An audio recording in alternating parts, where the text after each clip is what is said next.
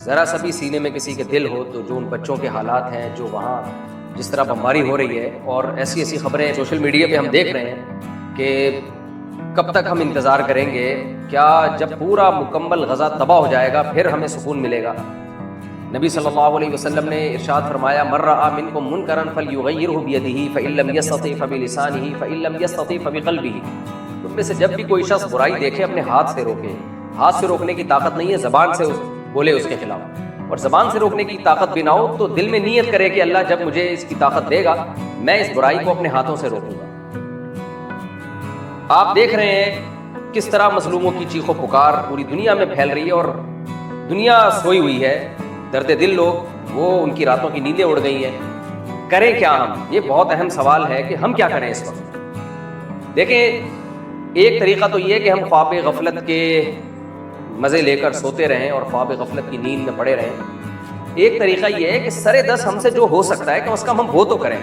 مشہور واقعہ ہے نا کہ چڑیا چونچ میں پانی لے کر آتی تھی اور ابراہیم علیہ السلام کی آگ میں ڈالتی تھی۔ اس واقعے کی تحقیق نہیں مجھے کہ یہ واقعہ ٹھیک ہے یا فرضی ہے، لیکن اس واقعے سے جو ہمیں سبق ملتا ہے وہ سبق بہرحال درست ہے۔ اس چڑیا سے کسی نے پوچھا کہ تو یہ قطرہ لے کے آگ میں ڈالے گی، اس سے ابراہیم علیہ السلام کی آگ بجھ تو نہیں جائے گی؟ وہ کہنے لگی کہ کل قیامت میں اللہ تعالیٰ پوچھے گا کہ جب میرے خلیل کو آگ میں ڈالا جا رہا تھا تم نے کیا کیا؟ تو میں کہہ سکتی ہوں کہ اللہ میں اپنی چونچ میں پانی بھر کے لا سکتی تھی، میں نے وہی کیا۔ جو کچھ اس وقت غزہ میں ظلم کے پہاڑ توڑے جا رہے ہیں اور جو ان مظلوموں پہ ظلم اور زیادتی ہو رہی ہے، ہم یہی کر سکتے ہیں کہ ہم ان کی مدد کر سکتے ہیں۔ تو میں آپ سے دردمندانہ اپیل کرتا ہوں، جتنے بھی علماء ہیں، جتنے بھی نیک لوگ ہیں درد دل، وہ سب یہی آپ سے اپیل کرتے ہیں، مجھ سے بھی اور آپ سے بھی، کہ ہم جتنی سپورٹ ہم ان کو کر سکتے ہیں ان کی کم از کم ہم ان کے زخمیوں کے علاج کے لیے بندوبست کریں۔ ہم وہاں جو لوگ جن کے پاس راشن نہیں ہے ہم ان کے لیے انتظام کریں۔ میری بھی اپیل یہ آپ لوگوں سے اسی لیے ہے کہ ہم دعاؤں کا اہتمام کریں، اس میں ظالم کے خلاف بددعا ہو، مظلوموں کے حق میں دعا ہو، اور جتنی ہم ان کو سپورٹ کر سکتے ہیں اپنی مالی مدد سے ہم ان کو سپورٹ کریں۔ تو اپنی زکوٰۃ، صدقات، خیرات کے ذریعے، عطیات کے ذریعے بڑھ چڑھ کے آپ غزہ کے مظلومین کی مدد میں حصہ لیجئے، اور اس میں اکاؤنٹ نمبر میں اسکرین پہ شیئر کر رہا ہوں۔ جس ٹرسٹ پہ آپ کو اعتماد ہو، جس کے بارے میں آپ کو یقین ہو کہ آپ کی رقم صحیح مستحقین تک پہنچے گی، آپ اپنی رقمیں وہاں پہنچانے کی کوشش کریں۔ اگر آپ ہمارے ذریعے سے پہنچانا چاہتے ہیں، ہمارے پاس الحمدللہ ٹیم ہے، ورکرز ہیں، ایماندار لوگ ہیں کام کرنے کے لیے۔ سرے دس ہم سے یہی ہو سکتا ہے اور ہم ان کے لیے دعا کر سکتے ہیں۔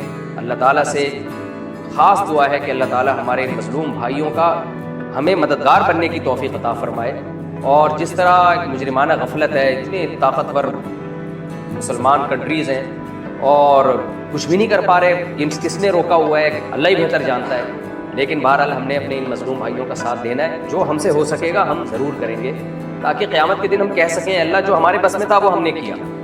تو دعائیں بھی کیجیے اور ان کی مدد بھی کیجیے، اللہ تعالیٰ ہمیں ان کا ساتھی بننے کی اور اس غم کے موقع پر ان کے ساتھ کھڑے ہونے کی اللہ ہمیں توفیق عطا فرمائے۔ اور آج اگر ہم خاموش رہے تو آج ان کا نمبر ہے، کل ہمارا نمبر بھی آ سکتا ہے۔ اللہ تعالیٰ ہمیں اس انجام سے اللہ ہماری حفاظت۔ میں نے جیسے بتایا، آپ جہاں بھی جس پہ بھی اعتماد ہو آپ ان کے ذریعے رقمیں بھیج سکتے ہیں۔ اگر آپ ہمارے ٹرسٹ کے ذریعے بھیجنا چاہیں تو مفتی طارق مسعود فاؤنڈیشن کے نام سے ہمارا ایک ادارہ ہے، رجسٹرڈ ادارہ ہے، اور ہمارے پاس الحمدللہ ایک ریلائبل ٹیم ہے، ایسے لوگ ہیں جو وہاں جا کے ان کی مدد کر سکتے ہیں، علاج کر سکتے ہیں، راشن خوراک پہنچا سکتے ہیں۔ تو اگر آپ مفتی طارق مسعود فاؤنڈیشن کے ذریعے مدد کرنا چاہیں تو ڈسکرپشن میں اس کا لنک ہمیں دے دیا ہے۔ اللہ تعالیٰ ہم سب کو اس مشکل موقع پر اپنے مظلوم بھائیوں کا دست و بازو بننے کی توفیق عطا فرمائے۔ جزاکم اللہ خیر۔